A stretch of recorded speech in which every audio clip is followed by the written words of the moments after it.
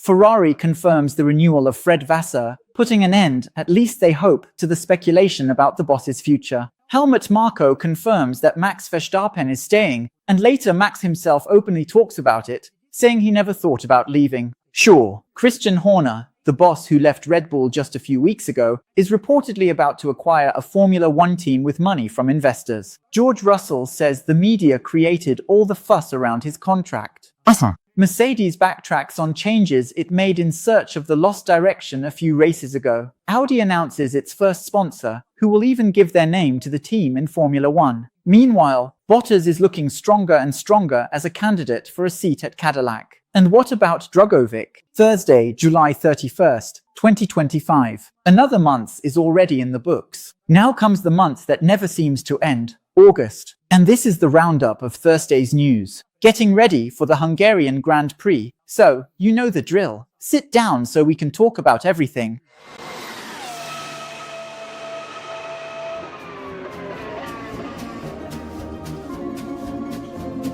Ferrari announced today what some people had already been hinting at in recent days, but I waited to report it. Fred Vasseur, the Frenchman and team boss, is staying on. Vasseur signed a contract at the end of 2022, remember? He took over from Mattia Binotto in January 2023, with a 3-year contract for 2023, 2024, and 2025. As we enter the last semester of this initial agreement, speculation had started about what Ferrari would do, what Vasseur would do, and the Italian media, always putting a lot of pressure on Ferrari, was already coming down hard, demanding the head of Professor Voldemar. And then Ferrari's management, as we know, is famous for being very afraid of media pressure in the country shaped like a boot, and they also faced pushback and resistance from the drivers. Leclerc, who raced with Vasseur back when they were at Alfa Romeo, and Hamilton, who was his driver back in GP2, both came out publicly to defend Professor Vasseur, while upper management John Elkann, who runs the holding company, and Benedetto Vigna, Ferrari's CEO, kept their mouths shut and wouldn't say yes or no. A lot of people took this as a sign that Vasseur's position was shaky, and his continued presence was heavily questioned in recent weeks, especially when Christian Horner left Red Bull. Then news came out that John Elkann had met with him 3 times in recent years, trying to bring Horner over from Red Bull. It never worked out. Now Horner is free on the market. At least in theory, we don't know the terms of his departure from Red Bull. And we'll talk in a moment about the moves Horner has been making behind the scenes, but this contract renewal brings exactly what everyone, especially the drivers, has been asking for at Ferrari: stability. Next year we'll have a new car, a new engine, and the driver pairing, why not call it new as well? It'll be their first year working together, and maybe it really wasn't the right time to make a change. After all, whatever the 2026 car turns out to be, at this point, that's already been decided. Conceptually, next year's cars are already in the oven. Vasseur said, this renewal is not just a confirmation, it's a challenge to keep progressing, stay focused, and deliver results. Benedetto Vigna, Ferrari's CEO, praised Vasseur's work and said, he has established a solid foundation with the ambition of bringing Ferrari back to the top in Formula One. On Sunday's livestream, I drew a parallel and posted it today as a short, also shared it on Instagram, comparing the Brazilian national football team to Ferrari. The level of pressure on both is extremely high. It doesn't matter which World Cup it is, if Brazil only makes it to the quarterfinals, we're always going to criticize. It's the same with Ferrari. Right now, they're second in the Constructors' Championship. It's true they haven't won anything, except for the sprint in China, but not much has changed from last year to now, when they were also runners-up, fighting for the title until the end. And that alone is enough for it to be seen as a crisis in Maranello. My personal opinion on this lines up a bit with both drivers, which is, this wasn't the time to change things, and apparently the problem is far from being Vasseur. The day before yesterday, I recorded a video that will air on Tuesday about a silent revolution that's happening inside Ferrari. It has to do with the technical side of things. Apparently, no one is talking about this here in Brazil. I had some trouble confirming all the information, but once I did, I made the video. It will go live on Tuesday. Whether these things, both what I talk about in Tuesday's video and Vasseur staying on, will be enough to turn everything into results, titles, wins, pole positions, and so on, we don't know. But I think that, right now, Ferrari has stopped making a change in direction that, yes, would have been a mistake at this point. They're sticking with Professor Vasseur, which is better than what's available on the market. The one who said this in an interview this week was Toto Wolff himself, saying, If I weren't the boss at Mercedes and had to hire someone, I'd bring in Vasseur. Focus on stability, keep the organization running. The update that came to the car last week apparently worked. Even if it didn't transform the car, at least it opened up options for setup, and they're moving forward without any major shakeups. They trust the process and keep moving forward. Max Verstappen, when asked by the press, officially confirmed for the first time, without dodging the question, that he's staying at Red Bull in 2026. Verstappen's name had been constantly rumored to be leaving, first to Aston Martin, then to Mercedes. Mercedes, by the way, also had its name linked to Max last year. The speculation intensified in recent months, when there was a looming threat over Red Bull of a performance clause that could be triggered, allowing Verstappen to leave his contract without paying a dime. If, as everyone speculates, he wasn't among the top 3 in the Drivers' Championship, and Red Bull also wasn't among the top 3 in the Constructors' Championship. Half of what was needed had already happened. Red Bull is 4th in the Constructors, but Verstappen was 3rd. And with this coming to light 4 weeks after Christian Horner's downfall, it gets harder and harder for me to believe there's no connection between one thing and the other. Even though, as I mentioned on Sunday's Live, this isn't the only very likely reason for Horner's downfall, which also involves renewing and then paying Sergio Perez to stay at home, the very poorly explained scandal, blocking Porsche from coming in, making Red Bull spend a fortune together with Ford to build their own engines, pushing hard to bring Daniel Ricciardo back, which also ended up not working out, letting Lawson go after just 2 races in the Red Bull car and, most importantly, trying to buy Red Bull Racing from the tie partners in the Red Bull group. All of this, combined with Newey's departure, the drop in performance, and the Verstappens pulling the rope and saying if it keeps going like this, we're out, ended up breaking on the weaker side. I'll talk about this in detail in Teams We Love, Red Bull Racing, 3 chapters over the 3 Sundays without Formula 1 in August. Stay tuned. Speaking to the press about his contract situation, Max Verstappen said, "It was quite interesting to follow all of this and, let's say, some nice stories that came up. I never said anything about it and was focused on talking to the team about what we can do to improve performance. And that's why I never had anything to add. But I think it's time to put an end to all the rumors. For me, it was always very clear that I would stay here no matter what. That's not true, and he knows it. Because if it were true, he would have answered directly like he just did. But for months he kept dodging the question. Why? Because the clause could have been triggered. He was seen in photos with Toto Wolff in Sardinia a few weeks ago. And as I mentioned on Sunday's livestream, nothing stops him from having already signed a pre-contract with Mercedes that depends on the performance of both Red Bull and Toto Wolff's team. Do I know anything? Am I only telling you half the story? No, I don't know anything. What I'm telling you is that it makes sense. You, me, anyone in Verstappen's shoes would keep an eye on Mercedes and wouldn't tie themselves down completely to Red Bull. There's already information out that Verstappen's performance clause for next year is, if he's not champion, he's free to leave. I've said this on a few podcasts I've been on, and I stand by it. Verstappen's situation is the most comfortable on the grid because he had it. He actually has a contract with Red Bull, so he can just sit back and wait to see how things play out. What if Red Bull builds a good car with a good engine for next year? Or if Mercedes nails it, he signs with Mercedes and races in 27, 28, 29, 30, and keeps winning all those championships. And then he could catch up to Hamilton, catch up to Schumacher, and become the greatest in history. He knows that making a good decision now will set the course for his future and his place in history.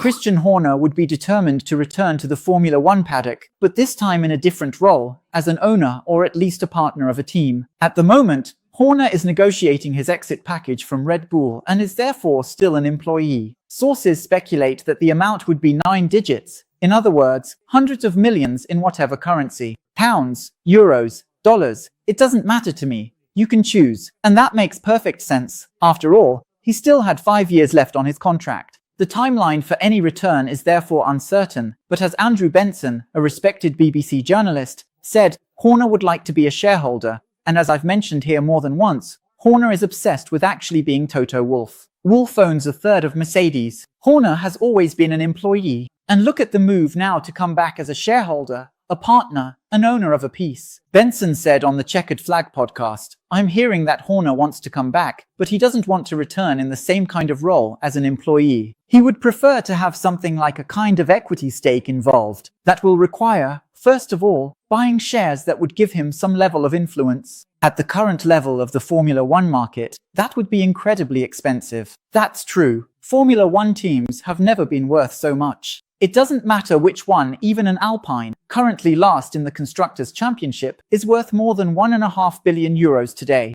Horner's name came up alongside Toyota's in a potential takeover of Haas. But Adam Nichols, also a Formula One correspondent, said there are 3 potential teams where Horner could show up as a partner. Another team would be Alpine, and apparently, Horner and Bernie Ecclestone, at 94 years old, would be one of the players on the board, helping with the acquisition. Finally, but perhaps the least believable of all, would be acquiring a stake in Cadillac, which hasn't even debuted in Formula One yet. The most worried about this right now is Red Bull, which knows that if Horner were to go to any team, especially as a partner and able to promise the world, he would attract what's left of the talented people there in Milton Keynes, their headquarters. And losing more people could mean, like we just talked about a little while ago regarding Verstappen's future, also losing Max.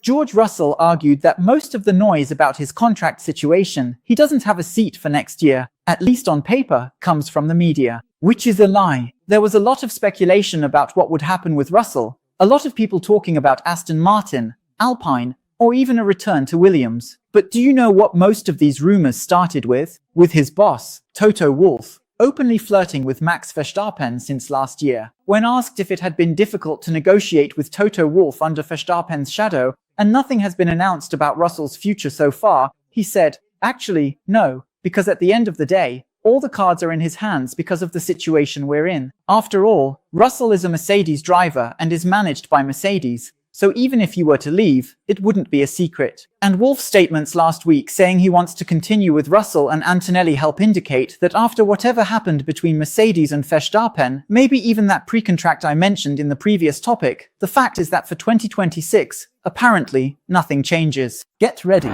Mercedes technical director, James Allison, has announced Mercedes will take a step back on changes they made to the suspension, which, at some point a few races ago, about 3 or 4 races back, caused the Silver Arrow train to go off the rails. The team started the year well, with George Russell being the best of the rest after the 2 McLarens and Max Verstappen, but with the start of the European season and some modifications that were introduced back in Miami, suddenly Mercedes as a whole started to fall behind, and the gap on the stopwatch between Russell and Antonelli began to widen, which is unusual for a rookie who would normally be closing in, like, for example, Bortoleto with Hülkenberg. At one point, Mercedes even reached second place in the Constructors' Championship, but they've been overshadowed by Ferrari, who have already started to pull ahead. At the time of recording this video, the gap is 28 points. Mercedes is already promising to revert to some previous suspension specifications this weekend at the Hungarian Grand Prix, trying to figure out where exactly they took the wrong turn and the car suddenly lost performance. Audi has announced its first sponsor for next season. It will be the fintech company Revolut, which will even help give the team its name. In addition to the sponsor, technical partners had already been announced, such as BP as the fuel supplier and Castrol for lubricating oils. Audi will be what Sauber is this year, and will not only make the car but also the engines. Cadillac is what everyone expects and anticipates. They should announce their first driver signing in the coming weeks, and the most talked about name right now is Valtteri Bottas, currently Mercedes reserve driver. Bottas had already dropped some hints, made a few jokes, and on the grid at the Belgian Grand Prix last week, he was put on the spot by Nico Rosberg, who asked, "So, have you already signed with Cadillac?" And he played coy, saying, "I can't hear you." And when Rosberg said, live on air, "I'm talking about the rumors that you've signed with Cadillac," he just replied, "There are a lot of rumors in this sport, aren't there?" But he couldn't hide his smile. The name of Felipe Drugovich, the Brazilian, is one of those being speculated, and I mentioned here on Sunday's live that I had information from a solid, reliable source close to what's happening. Drugovich's team talked with Cadillac throughout the 24 hours of Le Mans weekend in several meetings, at least 3. So, there have definitely been talks.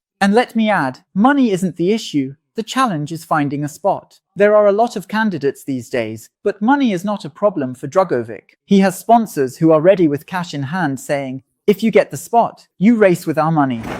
Tomorrow there will already be cars on track at 8:30 in the morning for FP1 and at noon for FP2. At the end of the afternoon, we'll be back here to talk about the free practice sessions and everything that's happened on and off the track, as usual. Saturday at 7:30, the third free practice session, and at 11 in the morning, qualifying. As soon as qualifying is over, I'll post a short here for you guys commenting on the result while I keep editing the longer video, which will be out in the middle of the afternoon, between 2 and 3 o'clock. On Sunday, the start of the Hungarian Grand Prix is at 10 in the morning. 15 minutes before the race, at 9:45, we go live with our parallel broadcast as a second screen or on another channel, with our partner Mateusz Verlano doing the commentary, me, Rodrigo Admir, providing analysis, and live from the front lines, Giuliano Cerasoli contributing to our broadcast. It's been a hit. I always have a great time with the banter, and last week, those who stuck with us for an hour waiting for the race to start really made the right choice, because when it's me and Jefferson Koenig, the banter is always guaranteed. The 1986 Hungarian Grand Prix, with the greatest overtake in history, Piquet over Senna, was actually a tedious race. There was a good overtake, a good battle, you know? And then... That's another point. Just a quick side note. Then, if you think about it, the 2008 Brazilian GP was boring until 5 or 10 laps from the end. But then... And then it had a historic finish. What makes a race memorable? Is it a single moment? Or does the whole race need to be full of drama? That's a whole other discussion. But let's finish this one first. So then, you know, I'll do the 6 o'clock live and someone says, the race was boring until 5 laps from the end. That's exactly what 2008 was like. Exactly. This Sunday, joining us is Mateusz Verlano, already a familiar face who broadcasts a bunch of national motorsport categories on other channels. But this Sunday, he'll be on another channel here with us. This week, on Tuesday, the main episode was about the very first laps in Formula 1 history. There were 6: Alonso, Raikkonen, Schumacher, Ayrton Senna, Rubens Barrichello, and Jim Clark. Come watch, you'll enjoy it. On Wednesday, a short but great story about when Niki Lauda spat upwards and it landed right in his eye. He said that any monkey could drive a Formula 1 car from the 2000s, and then they put him in the car, and he spun out. Another great story for you to learn and then share at the bar. Finally, I want to take the opportunity to ask you what I should do with this pack of 5 Formula 1 Hot Wheels cars. Here we have McLaren, Alpine, Racing Bulls in this case. Last year it was VCARB, Sauber, and Haas. I'm going to raffle them off to the channel subscribers, but there's still time for you to become a subscriber. And the options are: 1. Raffle them all at once and only one person wins. 2. Raffle them off in 5 parts. Open the pack and split them up to send to 5 lucky winners. And, I don't know, the last option is, don't raffle them and keep them for myself. Comment down below. Don't want to comment on that? Leave your prediction in the comments. Who do you think will win the Hungarian Grand Prix? Will Portoletto score points again? Will he make it to Q3? Not sure. Tell us where you're watching from. Send a shout out to your husband, wife, partner, boyfriend, girlfriend, cat, dog, or parakeet. It's up to you. The important thing is to comment so the algorithm keeps spreading us across the internet. Likes, comments, and clicking the hype button help the algorithm know you enjoyed it, that you watched till the end, that you follow the channel. And then YouTube, which is a content distributor, says, hey, I'm going to keep distributing this guy's videos. And that's how we grow, on our way to 300,000 subscribers. So you don't miss anything we do here. We have notification channels on Instagram, Telegram, and WhatsApp, each with over 2,000 members, all getting automatic updates about everything we do here. Last but not least, we have our social media: Instagram, Twitter, Threads, and TikTok, where there's content all the time. Alright, so that's it. We'll see each other here over the weekend. Have a great Thursday night. Thanks, and a big hug.